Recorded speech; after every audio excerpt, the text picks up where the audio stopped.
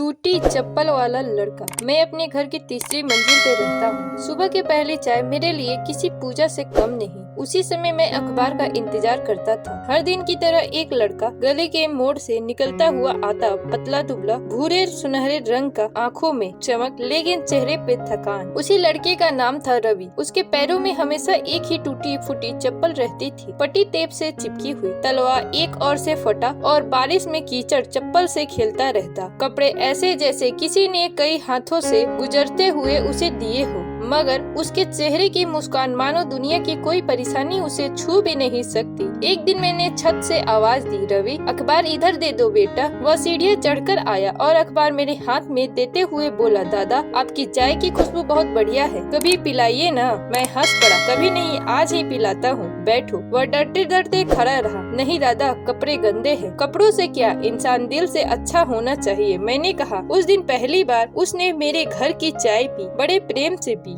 धीरे धीरे मैं उससे घुलने मिलने लगा। एक शाम उसने खुद बताया, दादा घर में मैं ही कमाने वाला हूँ, पिताजी को सांस की बीमारी है, माँ 2 घरों में बर्तन धोती है, 2 छोटे भाई बहन स्कूल जाते हैं, उन्हें पढ़ाना जरूरी है ना, इसलिए मैंने अपनी पढ़ाई छोड़ दी। उसकी आवाज में शिकायत नहीं थी, बस एक सादगी थी। मैंने पूछा, रवि तुम्हें नहीं लगता कि पढ़ाई करनी चाहिए? वह मुस्कुराया, दादा जिम्मेदारियाँ पढ़ाई से बड़ी है मेरे लिए। उसका जवाब मुझे पूरे दिन परेशान करता रहा। एक सुबह बादल ऐसे बरस रहे थे जैसे आसमान रो रहा हो। उस दिन रवि अखबार देने नहीं आया। पहली बार वह लेट हुआ था। शाम को बिजली गुल थी। मैं दुकान से मोमबत्ती लेकर लौट रहा था कि मैंने उसे सड़क के कोने पर देखा। वह पूरी तरह भीगा हुआ कांप रहा था। हाथ में अखबार नहीं, एक टिफिन बॉक्स था। मैंने पूछा, सुबह क्यों नहीं आए? उसने गीली पलकों के बीच मुस्कुराते हुए कहा, बारिश में अखबार गीली हो जाता और दुकान वाले पैसे काट लेते हैं, तो आज दूसरी जगह काम कर लिया। दादा 6 घंटे मजदूरी की, कुछ खाया? मैंने पूछा। वह सिर हिलाकर बोला, नहीं, पर एक घर ले जाऊंगा, भाई बहन रात से भूखे होंगे मेरी वजह से। उसकी आंखों में भूख की नहीं, जिम्मेदारी की चमक थी। मैं अंदर तक हिल गया। कुछ दिनों बाद मैंने उसे घर बुलाया, फिर चाय दी। मैंने पूछा, कभी तुम्हें अपनी किस्मत पर गुस्सा नहीं आता? थोड़ी देर चुप रहकर बोला, गुस्सा? गुस्सा किस पर करूँ दादा, मैं गरीब हूँ, ये मेरी गलती थोड़े है, और अगर मैं टूटी चप्पल पहनकर भी मुस्कुरा सकता हूँ तो अमीर लोग दुखी क्यों रहते हैं, ये समझ नहीं आता। उसका जवाब सुनकर मेरी आंखें भर आई। वह बोला, दादा एक बात कहूँ?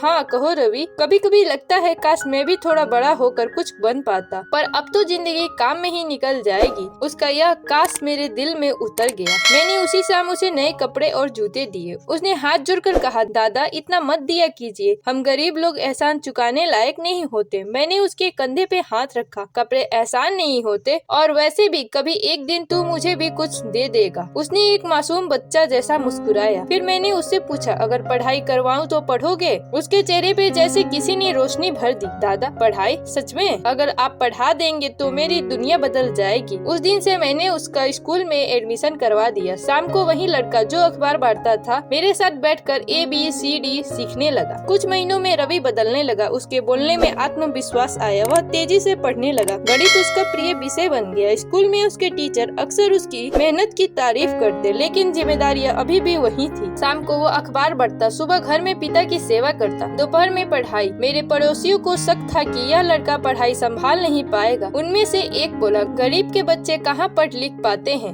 2 दिन में छोड़ देगा। पर रवि ने सबको गलत साबित किया। 3 साल बीत गए। रवि अब 17 साल का था। उसने 10वीं कक्षा में जिला टॉप किया। स्कूल के प्रिंसिपल ने कहा, यह बच्चा अगर आगे पढ़ेगा तो जरूर बड़ा इंसान बनेगा। उसके घर वाले भी खुश थे। उसके पिता जो पहले कम बोलते थे अब बेटे को देखते ही गर्व से भर जाते। 10वीं के बाद रवि को 2 रास्ते मिले, घर चलाने के लिए फुल टाइम काम करे या आगे पढ़ाई करे। एक रात वो मेरे घर आया और बोला, दादा मुझे समझ नहीं आता, अगर पढ़ाई करूंगा तो घर की हालात खराब होगी, और अगर काम करूंगा तो मेरा सपना खत्म। मैंने उससे कहा, सपने हमेशा जिम्मेदारियां पूरी करके ही पूरे होते हैं, दोनों साथ चल सकते हैं। मैंने उसे एक पार्ट टाइम काम दिलवाया जिसमें वह शाम 4 घंटे काम करता और बाकी समय पढ़ाई। वह चल पड़ा सपनों की ओर। रवि ने पॉलिटेक्निक कॉलेज में एडमिशन लिया, इलेक्ट्रिक इंजीनियर। सुबह कॉलेज, शाम का, रात स्टडी, बीच में घर की जिम्मेदारी। कई बार वह थक कर सो जाता, कई बार वह भूखा पढ़ाई करता, कई बार वह रो पड़ता। एक दिन उसने कहा, दादा लगता है हार जाऊंगा। मैंने उसका माथा छूकर कहा, जो हार मान लेता है वही हारता है, तू तो लड़ाकू है रवि। और वह फिर खड़ा हो गया। पहले इलेक्ट्रॉनिक रिजल्ट आया। रवि ने स्टेट मेरिट लिस्ट में जगह बनाई। कई कंपनियों में इंटरव्यू कॉल आए। पहले इंटरव्यू से लौटकर उसने कहा, दादा शायद हो गया। कुछ दिनों बाद फोन आया, आपका चयन हो गया, आपको 28,000 रूपए महीना दिया जाएगा। उसने फोन रखते ही रोते हुए कहा, दादा मेरी जिंदगी बदल गई, अब माँ बर्तन नहीं धोएगी। उस क्षण में भी रो पड़ा। अब रवि 22 साल का है। वह इलेक्ट्रॉनिक इंजीनियर है। पूरा घर सुधर गया। भाई बहन कॉलेज में, पिता का इलाज, माँ घर में आराम करती है। रवि अब सम्मान से जीता है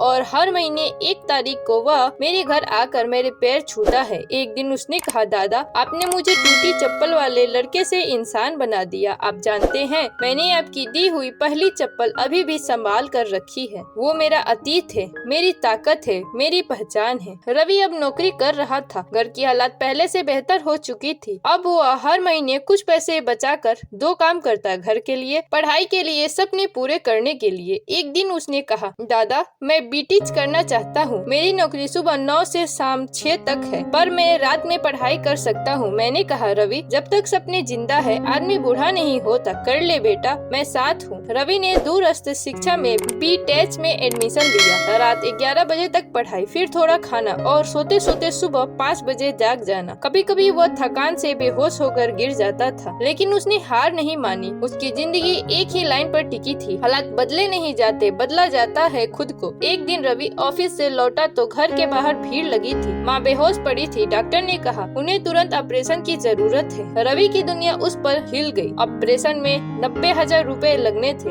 उसके पास सिर्फ 18,000 रूपए थे। वह अस्पताल की बेंच पर बैठकर सिर पकड़कर रो पड़ा। मैं वहाँ पहुँचा तो उसने मुझे हाथ पकड़कर कहा, दादा आपने हमेशा मदद की, पर इस बार मैं खुद जिम्मेदारी उठाना चाहता हूँ, बस मेरा साथ रहिए। उसके शब्दों में डर कम, हिम्मत ज्यादा थी। मैंने कहा, रवि तू अकेला नहीं है। उसने नौकरी वाली कंपनी से एडवांस मांगा, अपना स्कूटर बेच दिया, पुरानी घड़ी गिरवी रखी और रात भर भाग दौड़ करके पैसे का इंतजाम किया। ऑपरेशन सफल हुआ। माँ की आंखें खुली तो सबसे पहले पूछा, रवि खाना खाया बेटा? और रवि उनकी गोद में सिर रखकर फुट फुट कर रो पड़ा। उसी दिन उसने मन ही मन कसम खाई, अब मेरी माँ को आंसू नहीं आएंगे। रवि का संघर्ष उसके चेहरे पे नहीं दिखता था, पर उसकी मेहनत हर कदम पर चमक रही थी। कंपनी ने सालाना प्रोजेक्ट में उसे लीड बनाया। उसने दिन रात काम करके प्रोजेक्ट सफल किया। बॉस ने पूरे ऑफिस के सामने कहा, इस लड़के की कहानी हमें सिखाती है कि गरीबी बहाना नहीं, दृढ़ संकल्प आदत होता है। रवि को प्रमोशन मिला। अब उसकी सैलरी 28,000 से बढ़कर 45,000 हो गई। उसने घर में पहली बार फ्रिज खरीदी। पहली बार वो अपनी माँ को लेकर मंदिर गया। पहली बार उसने खुद के लिए नया मोबाइल खरीदा और पहली बार वह अपने पिता के लिए व्हील चेयर लाया। उस दिन घर में ऐसा लगा जैसे खुशियाँ बरस रही हो। समय बीत रहा था। रवि की उम्र अब 26 हो चुकी थी। एक दिन एक बुजुर्ग महिला आई। उनके साथ एक लड़की थी, नीतू। बुजुर्ग महिला बोली, बेटा मैंने रवि को बचपन से देखा है। मैं चाहती हूँ नीतू की शादी इसी से हो। नीतू पढ़ाई में होशियार, व्यवहार में सरल और स्वभाव से शांत थी। रवि ने मुझसे कहा, दादा क्या मैं शादी के लायक हूँ? मैं हंसकर बोला, अरे पागल, तू तो बहुत पहले से लायक था, बस खुद को नहीं समझ पाया था। रवि ने नीतू से बात की। रवि ने कहा, मेरी कहानी आसान नहीं है। मैं अमीर नहीं हूँ, घर की जिम्मेदारियाँ बहुत है। नीतू मुस्कुराई। रवि मैंने सुना है कि आप टूटी चप्पल पहनकर भी मुस्कुराते थे। ऐसे इंसान के साथ जिंदगी कभी मुश्किल नहीं हो सकती। और शादी तय हो गई। शादी बेहद सरल थी, कोई ताम झाम नहीं, बस प्यार। रवि ने अपने हाथों से माता पिता को मंडप तक लाकर बिठाया। नीतू ने शादी के बाद सबसे पहले रवि के पिता के पैर छुए। उनकी आंखें खुशी से भर आई। शादी के बाद रवि ने अपने घर में एक लाइन लिखकर दीवार पर टांग दी, जिसके पास परिवार होता है वह कभी गरीब नहीं होता। अब रवि का घर खुशियों से भरा रहता। नीतू ने घर की जिम्मेदारियां संभाल ली। भाई ने कॉलेज के बाद नौकरी पकड़ ली। बहन बीएससी कर रही थी। पिता की तबीयत अब पहले से बेहतर थी। माँ मुस्कुराने लगी थी और रवि वह हर दिन एक नई मंजिल की ओर चल रहा था, लेकिन वह अपनी जड़ों को नहीं भूला। हर महीने की पहली तारीख वह मेरे घर आता, मेरे पैर छूकर कहता, दादा आपका आशीर्वाद ही मेरी ताकत है। रवि चाहता था कि कोई गरीब बच्चा उसकी तरह पढ़ाई ना छोड़े। उसने अपने मोहल्ले के 14 बच्चों की पढ़ाई की जिम्मेदारियाँ उठाई, उन्हें किताब दी, फीस भरी और हफ्ते में 2 बार उन्हें पढ़ाने लगा। उसके घर के बाहर एक बोर्ड लगा, मुफ्त शिक्षा सिर्फ गरीब बच्चों के लिए, रवि कुमार। जब मैंने वह बोर्ड देखा तो मेरी आंखें भर आई। मैंने रवि से कहा, तूने मुझे गर्व महसूस करवाया बेटा। रवि मुस्कुराया, दादा आपने मुझे इंसान बनाया, अब मैं और लोगों की जिंदगी रोशन करूंगा। एक दिन जिला प्रशासन की ओर से कार्यक्रम था। मंच पर कई अधिकारी बैठे थे। वहाँ एक नाम पुकारा गया, श्री रवि कुमार, सामाजिक कार्यकर्ता और इंजीनियर। रवि मंच पर पहुँचा, उसे सम्मान मिला। गरीब बच्चों को पढ़ाने और समाज सुधारने में योगदान के लिए सैकड़ों लोग तालियां बजा रहे थे। रवि की आंखें भर आई। स्टेज से नीचे उतरकर उसने सबसे पहले मेरे पैर छुए। मैंने उसके सिर पर हाथ रखा और कहा, अब टूटी चप्पल वाला लड़का नहीं, तू अब इस समाज का हीरो है। रवि ने कहा, दादा ये सम्मान मेरा नहीं है, ये आपकी दी हुई चप्पल का है, जिसने मुझे चलना सिखाया। उसकी बात सुनकर मेरे आंसू रुक ही नहीं पाए। एक टूटी चप्पल से चलकर एक इंजीनियर, एक बेटा, एक पति और एक समाज सुधारक बनने तक का सफर, यह कहानी सिर्फ रवि की नहीं, उन लाखों गरीब बच्चों की है जो सपने देखते हैं लेकिन हालात रोक देते हैं। रवि की कहानी सिखाती है, गरीबी कभी किसी को छोटा नहीं बनाती, छोटा बनाता है हमारा सोच।